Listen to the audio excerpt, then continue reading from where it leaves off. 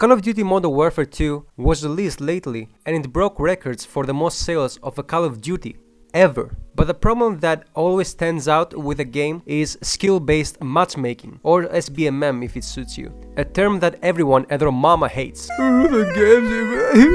But the thing is, you are all wrong, but also kinda right. What if skill-based matchmaking is not what you think it is? Skill-based matchmaking is a system that puts you in matches with people who have equal skill with you. If you become better than your current skill level, it matches you with people with better skill. If you don't, then you stay in your place. You kinda get the idea. It gives you a choice to either actively seek to improve your skill level or to become content with it. It clarifies your skill level constantly. People have been crying about it, cause they can't match with noobs anymore and do 360 no-scope montages on YouTube to get over the fact that they don't have any bitches in real life.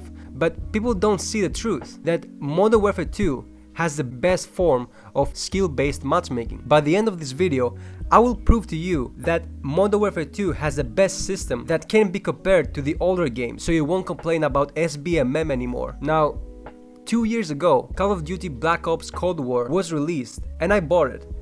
Fuck. While the game had a very good zombies mode, its multiplayer was pure garbage. As much as I played this game, I'm sorry, but the multiplayer mode made me wanna consider suicide. Every time I go into a lobby, I will either play like it's the last game I'll ever play in my life, or either have 0 kills and 20 deaths by someone who camped with a sniper across the map. The game was not fun. I lied to myself a lot of times. I even gaslighted myself to even liking it, but after seeing that the game is just spawn, get a kill, die, over and over again, it made me realize that, hey, this isn't skill-based matchmaking, and if it is SBMM, it's not even done right. See, the previous game, Modern Warfare, was heavily criticized for its SBMM, but I swear it didn't have any sign of SBMM in it. Even if it had, even if it became obvious to the player, I wouldn't even realize it. See, the Cold War Call of Duty's multiplayer lied to the players. This was not skill-based matchmaking, it's performance-based matchmaking. It's a shady system. The term skill-based matchmaking is a wrong word for what we are experiencing in recent Call of Duty titles. This term gets thrown around,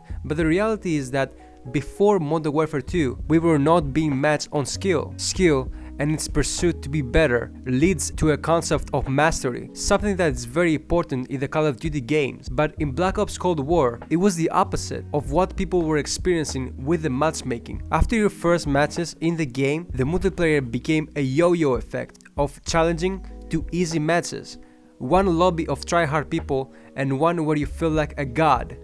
And the same thing over and over. The difficulty of the lobby facing you becomes nothing to do with your skill, because the difficulty of the match you are facing didn't remain consistent long enough for your skill level to be established. It simply became a reflection of your recent performance in response to an ever-changing difficulty of tasks. The famous skill-based matchmaking wasn't about skill anymore, it was about performance. It's in this distinction that the real issue lies. True skill-based matchmaking faces you with reality and tasks you with mastering that reality. But most importantly, it clarifies your skill level so you are in no doubt as to what it is, and it gives you a choice. Either actively seek to improve your skill level or to remain content with it. That system is the one that Modern Warfare 2 has. Performance-based matchmaking, as we appear to be observing in Call of Duty Cold War, creates an illusion that doesn't give you a choice. When the difficulty of a task is being constantly altered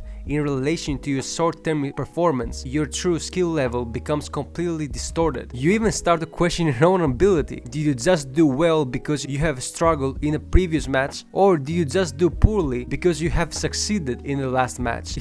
It becomes difficult to distinguish the reality of your skill level within the illusion of the environment you are trying to apply it within. This is the opposite of how SBMM functions in Modern Warfare 2, where your performance does not affect the difficulty of the challenge that follows. A noob player having multiple victories does not suddenly face a Call of Duty pro player, and a pro player who loses multiple times in a day doesn't instantly face a noob. It is the aggregation of performance over a prolonged period of time that dictates whether you move up or down the ranks, and the continuous difficulty of your opponent. This is true skill-based matchmaking. In a system of performance-based matchmaking, no one ever truly gets any better or any worse. Success or failure become devoid of any context, and the variance between that perceived success or failure begins to sway so regularly and swiftly that it becomes disorienting for anyone actually trying to find a basic line into the game. Performance-based matchmaking diminishes your choice to improve. Modern Warfare 2 has a well-made SBMM, and Cold War has a terrible-made skill-based matchmaking to the point that it became performance-based matchmaking. The recent Call of Duty doesn't have a perfect SBMM by any means, but at least it doesn't make the game unplayable. There are definitely moments that I'm gonna say like, yeah, this is a match full of try-hard campers, but it's fair. Previous Call of Duty games didn't have that. I think the bigger problem in all Call of Duty games, whether or not it has SBMM, is camping, something that people forgot for some reason. People really spend $80 just to sit in a corner and get kills like a loser. The game is enjoyable, but they need to add some maps in there because, God, please, see ya, love ya.